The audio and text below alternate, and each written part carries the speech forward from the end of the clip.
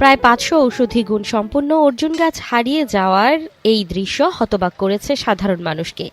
এ গাছগুলো বহু বছর ধরে ছায়া দিচ্ছে পথচারীদের, দিয়েছে জীববৈচিত্র্যের আশ্রয়। আজ উন্নয়নের বুলডোজারের কাছে তা অসহায়।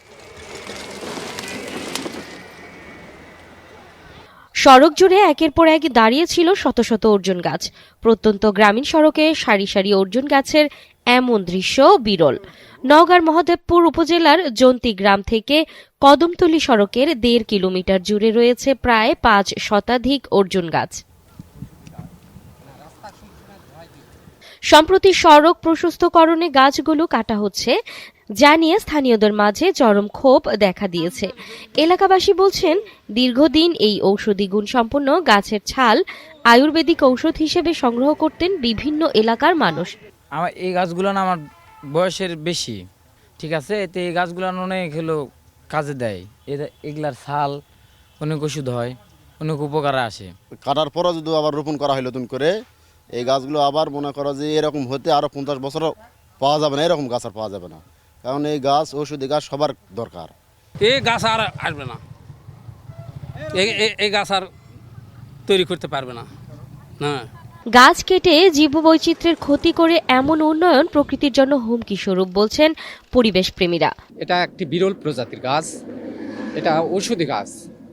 এটি যেমন প্রকৃতির ভারসাম্য রক্ষা করে, পাশাপাশি মানুষের ঔষধ হিসাবে প্রচুর ব্যবহার করে, উপকারে আসে।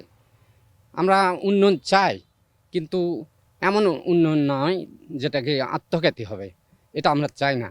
এলজিইডির কর্মকর্তাদের দাবি, সড়ক প্রশস্তকরণের ফলে গাছগুলো কেটে দেওয়ার সিদ্ধান্ত নেওয়া হয়েছে। অন্যদিকে গাছের মালিকানা দাবি করে বরেন্দ্র বহুমুখী উন্নয়ন প্রকল্পের কর্মকর্তা জানান, নতুন করে আবারও গাছ লাগানো হবে।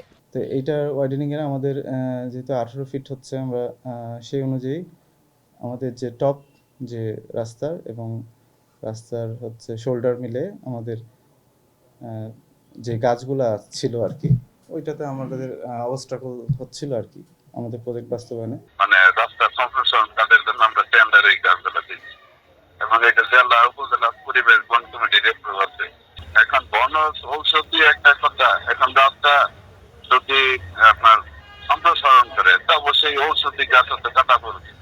পরবর্তীতে আমরা গাছ লাগাইছি। গাছ কেটে নতুন গাছ লাগানো যাবে, কিন্তু ২৫ বছরের পুরনো অর্জুন গাছের মতো সবুজ ছায়া, জীববৈচিত্র্যের আশ্রয় আর পরিবেশের শান্তি আর কোনোদিনই ফিরবে না।